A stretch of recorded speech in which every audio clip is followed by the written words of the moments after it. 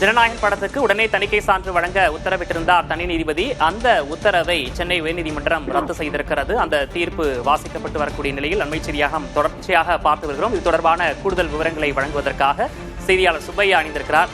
சுப்பையா, தீர்ப்பு முழுமையாக வாசித்து முடிக்கப்பட்டு விட்டதா? என்ன விவரம்? முழுமையாக தீர்ப்பு முடிக்கப்பட்டு விட்டது. அது தனி நீதிபதி பிறப்பித்த உத்தரவை நீதிபதி தலைமை நீதிபதி அடங்கிய அமர்வு செல்லாது என்று அறிவித்துள்ளனர். அது மட்டுமல்லாமல் அதே போன்று தணிக்கை வாரியம் அவர் தாக்கல் செய்த அந்த கோரிக்கை மனுவையும் ஏற்றுக்கொள்வதாக தெரிவித்துள்ளனர். அதாவது இந்த வழக்கை பொறுத்தவரை ஜனநாயக தரப்பில் தாக்கல் செய்த வழக்கில் மறு ஆய்வு தொடர்பாக அந்த உத்தரவை எதிர்த்து வழக்கு தொடரவில்லை. அவர்கள் தங்களுக்கு சான்றிதழ் வழங்க வேண்டும் என்று கேட்டுதான் வழக்கு தொடர்ந்தார்கள். அந்த உத்தரவு தான் சான்றிதழ் வழங்குமாறு தனி நீதிபதி பி ஆசா உத்தரவிட்டிருந்தார். அந்த உத்தரவை தலைமை தலைமையிலான அமர்வு ரத்து செய்துள்ளது. அது மட்டுமல்லாமல் தணிக்கை வாரியம் மேலும் தனி நீதிபதி பிறப்பித்த உத்தரவை ரத்து செய்ய வேண்டும் என்று கேட்டுக்கொண்டது. அந்த கோரிக்கையை ஏற்று தனி நீதி உத்தரவு ரத்து செய்யப்பட்டுள்ளது. அது மட்டுமல்லாமல் இந்த வழக்கை மீண்டும் தனி நீதிபதிக்கு அனுப்புவதாக தலைமை நீதிபதி அறிவித்துள்ளார். இதன்படி மீண்டும் இந்த வழக்கு மீண்டும் தனி நீதிபதி பி ஆசாவின் முன்பு விசாரணைக்கு செல்கிறது. தீர்ப்பில் பொறுத்தவரை இந்த புகாரின் அடிப்படையில் படம் மறுஆய்வுக்கு அனுப்பப்பட்டுள்ளது. அது மட்டுமல்லாமல் மத அடையாளங்களோ இல்ல சாதி ரீதியான அவதூறு செய்வதையோ ஏற்றுக்கொள்ள முடியாது என்று நீதிபதி தீர்ப்பில் குறிப்பிட்டுள்ளார்.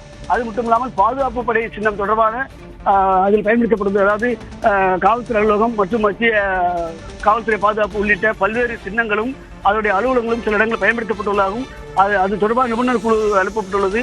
எனவே இதையும் கருத்தில் கொண்டு தனி நீதிபதி பிறப்பித்த உத்தரவை ரத்து செய்வதாக தலைமை நீதிபதி எம் ஸ்ரீவத்சவா தெரிவித்துள்ளார். அது மட்டுமல்லாமல் இந்த வழக்கை மீண்டும் தனி நீதிபதி பி ஆசாவுக்கு அனுப்புவதாகவும் அங்கு இந்த வழக்கை தொடர்ந்து நடத்தலாம் என்றும் அப்போது தணிக்கை வாரியத்திற்கு போதுமான அவகாசம் வழங்க வேண்டும் என்றும் நீதிபதி குறிப்பிட்டுள்ளார்.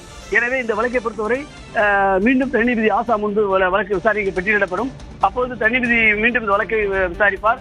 அதற்கு முன்னதாக நீதிபதி தீர்ப்பில் ஒன்றை குறிப்பிட்டுள்ளார். அதாவது இந்த ஜனநாயகன் படம் தொடர்பாக அவர் வழக்கு தொடரும் பொழுது அவர்கள் தங்களுக்கு சான்றிதழ் வழங்கவில்லை என்று கேட்டிருந்தார்கள். அதாவது மறு ஆய்வுக்கு அனுப்பப்பட்டது தொடர்பாக அன்றைய தினம் அவருக்கு தகவல் தெரியாத காரணத்தினால் அதை குறிப்பிடவில்லை. எனவே மீண்டும் அவருக்கு ஒரு அவகாசம் வழங்கியுள்ளார்கள் அந்த பட நிறுவனத்திற்கு. நீங்கள் உங்கள் கோரிக்கையை, அதாவது பிரதான கோரிக்கையை மாற்றி நீங்கள் மனு தாக்கல் செய்யலாம் என்று அவருக்கு ஒரு வாய்ப்பு வழங்கப்பட்டுள்ளது. இதன் காரணமாக ஜனநாயகன் பட நிறுவனம் மீண்டும் அந்த மனுவை புதுசாக ஒரு மனுவை தாக்கல் செய்வார்கள், இல்லை கூடுதல் மனுவை தாக்கல் செய்வார்கள். அந்த மனுவில் அந்த மறு ஆய்வுக்கு அனுப்பப்பட்டுள்ள உத்தரவை ரத்து செய்ய வேண்டும் என்று கேட்டு தாக்கல் செய்யக்கூடும் என்று எதிர்பார்க்கப்படுகிறது. அதன் அடிப்படையில் நீதிபதி பி ஆசா இந்த வழக்கை தொடர்ந்து விசாரிப்பார் என்று எதிர்பார்க்கப்படுகிறது. விவேக்.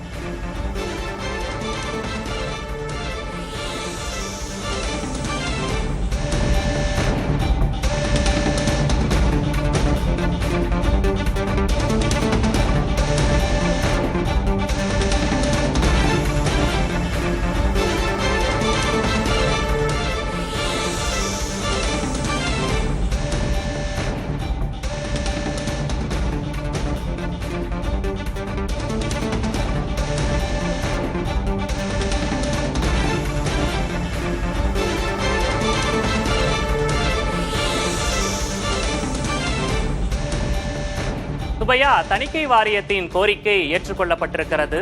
அவர்களுக்கும் கால அவகாசம் கொடுக்கப்பட வேண்டிய தேவை இருப்பதாக அந்த குறிப்பில் சொல்லியிருந்தாங்க, தீர்ப்பை சொல்லியிருந்தாங்க அப்படின்றத குறிப்பிட்டிருந்தீங்க. இப்போ ஜனநாயகன் பட குழுவிற்கு வாய்ப்புகள் என்றால் என்ன சொல்லியிருக்காங்க அந்த தீர்ப்பில்? அதாவது பார்த்தீங்கன்னா, அதாவது இந்த அவங்களுக்கு வாய்ப்புன்னு பார்த்தீங்கன்னா, கடந்த முறை மனு தாக்கல் செய்யும் பொழுது அவசரமாக அந்த சான்றிதழ் வழங்கவில்லை என்ற கோரிக்கையை முன்வைத்து அவசரமாக மனு தாக்கல் செய்யப்பட்டது. அப்போது அவர்கள் கூடுதலான கோரிக்கையை வைக்கவில்லை. எங்களுக்கு சான்றிதழ் வழங்கவில்லை, எனவே சான்றிதழ் வழங்குமாறு உத்தரவிட வேண்டும் என்று கேட்டிருந்தார்கள். ஆனால் மறு ஆய்வுக்கு சென்ற விவகாரம் குறித்து அந்த வழக்கில் எதுவும் குறிப்பிடப்படவில்லை. தற்போது அவர்களுக்கு ஒரு அவகாசம் வழங்கப்பட்டுள்ளது தலைமை நீதிபதியால். இந்த அவகாசத்தை பார்க்கும் பொழுது அவர்கள் மறு ஆய்வுக்கு அனுப்பிய உத்தரவை எதிர்த்து மீண்டும் ஒரு கூடுதல் கோரிக்கையை வைக்க முடியும். ஏன்னா மறு ஆய்வுக்கு சென்றுள்ளதால் அந்த மறு ஆய்வு தொடர்பான அந்த கோரிக்கை ரத்து செய்தால் மட்டுமே இவர்களுக்கு போதுமான அளவுக்கு நிவாரணம் கிடைக்க வாய்ப்பு உள்ளது. எனவே இது ஒரு பெரிய கூடுதலான விஜய் தரப்புக்கு, குறிப்பாக ஜனநாயகம் பட தரப்புக்கு கிடைத்த ஒரு நம்பிக்கையான விஷயமாக பார்க்கப்படுகிறது. என்றால் அவர்கள் மீண்டும், அதாவது பழைய வழக்கு இல்லாமல் கூடுதலான கோரிக்கை மாற்றி தாக்கல் செய்யலாம் என்ற ஒரு வாய்ப்பு இருப்பதால் அவர்கள் அந்த மறு ஆய்வை எதிர்த்து மீண்டும் ஒரு கூடுதல் மனுவை தாக்கல் செய்ய வாய்ப்பு இருக்கிறது. அதை நீதிபதி பி ஆசா விசாரிப்பார். அதில் மறு ஆய்வு அனுப்பிய உத்தரவு ரத்து செய்யப்பட்டால் படத்திற்கு உடனடியாக சான்றிதழ் வழங்கப்பட்டுவிடும். அந்த ஒரு நிலையில் இருக்கிறது. அது ஒரு வாய்ப்பு தான் கிடைத்திருக்கிறது.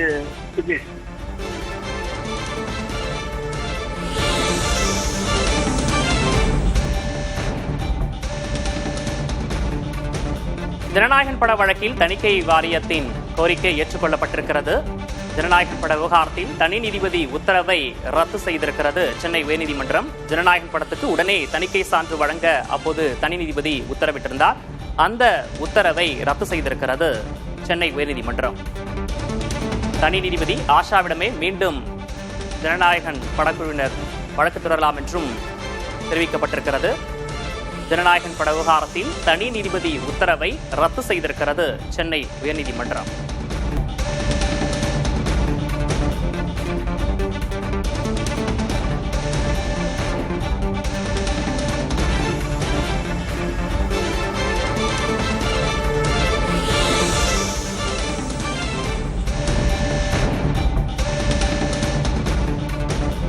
சென்னை உயர்நீதிமன்ற உத்தரவை அடுத்து மேலும் தள்ளி போகிறது ஜனநாயகன். இம்முறை தணிக்கை வாரியத்திற்கு உரிய அவகாசம் வழங்க நீதிமன்றம் உத்தரவிட்டிருக்கிறது.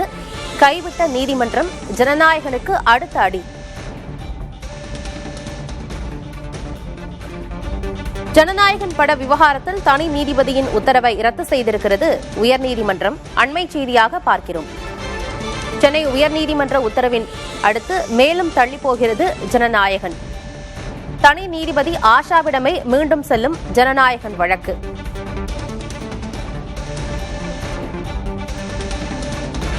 தணிக்கை வாரியம் பதிலளிக்க போதிய அவகாசம் அளிக்கப்பட்டிருக்க வேண்டும் என நீதிமன்றம் கூறியிருக்கிறது. இந்நிலையில் இம்முறை தணிக்கை வாரியத்திற்கு போதிய அவகாசம் வழங்க சென்னை உயர்நீதிமன்றம் உத்தரவிட்டிருக்கிறது. முன்னாள் தணிக்கை வாரிய உறுப்பினர் திரு நரசிம்மன் இணைப்பில் இருக்கிறார். சார் வணக்கம். வணக்கம், சொல்லுங்க. ஜனநாயகன் படத்துக்கான தணிக்கை சான்று கிடைப்பதில் இன்னும் பல சிக்கல்கள் இருக்கிறது. நீதிமன்றத்தையும் நாடி இருக்கிறாங்க. இது மேலும் தள்ளி போவதற்கான வாய்ப்பு இருக்கு அப்படின்னு தான் சொல்லியிருக்கிறாங்க. இதை நீங்க எப்படி பார்க்கறீங்க ஒரு தணிக்கை வாரிய உறுப்பினரா? முன்னாள் தணிக்கை வாரிய உறுப்பினர், அதாவது ஏற்கனவே சொன்னபடி மீண்டும் மீண்டும் கோர்ட்டுக்கு போறதுங்கிறது சரியான அணுகுமுறை இல்லை. அவங்க கேட்கிற சர்டிபிகேட்டை கொடுத்தால் மட்டுமே தணிக்கை ஆகும். அது இல்லைன்னா ஆகவே ஆகாது, எத்தனை நாள் ஆனாலும் சரி. தணிக்கை வாரியம் பதிலளிக்க போதிய அவகாசம் அளிக்கப்பட்டிருக்க வேண்டும் அப்படின்றாங்க. அதாவது இப்ப படக்குழுவினர் சார்பாக தணிக்கை வாரியத்திற்கு போதிய அவகாசம் வழங்கப்படல அப்படிங்கிறது தான் சொல்றாங்க. எவ்வளவு நாள் தேவைப்படும் இப்ப தணிக்கை வாரியத்துக்கு? அதற்கான நடைமுறை என்ன சார்? அதெல்லாம் டைம் லிமிட்லாம் கிடையாது. அதுக்கெல்லாம் டைம் லிமிட் கிடையாது. பட் ரீசனபிள் டைத்துல அவங்க கொடுத்துருவாங்க. சரி, ஒரு படத்துக்கான தணிக்கை சான்று வழங்குவதில் என்னென்ன சிக்கல்லாம் இருக்கு? அதற்கான இந்த நடைமுறை என்னன்னு கேக்குறேன். சிக்கல்னு பார்த்தா சிக்கல் நிறைய. தணிக்கைக்கு உண்டான சட்ட விதிகள் இருக்கு.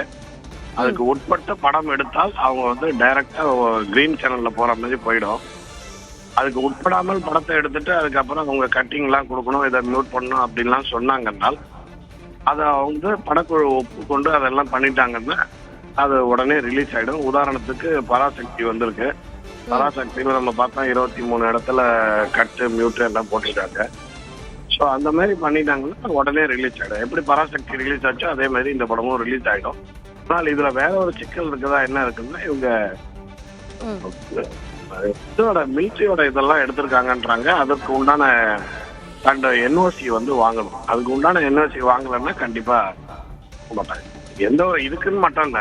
உதாரணத்துக்கு தமிழ்நாடு அரசை பத்தி ஒரு எடுக்கிறாங்க, இல்ல ஒரு எலக்ட்ரிசிட்டி போர்டை பத்தி ஒரு இது எடுக்கிறாங்க, இல்ல இதை பத்தி கடலை சார்ந்த ஒரு அந்த அமைச்சரகத்தை பத்தி ஒரு இது எடுக்கிறாங்க அப்படின்னு கூட அவங்க அந்த மாதிரி என்ஓசி வாங்கி தான் ஆகணும்.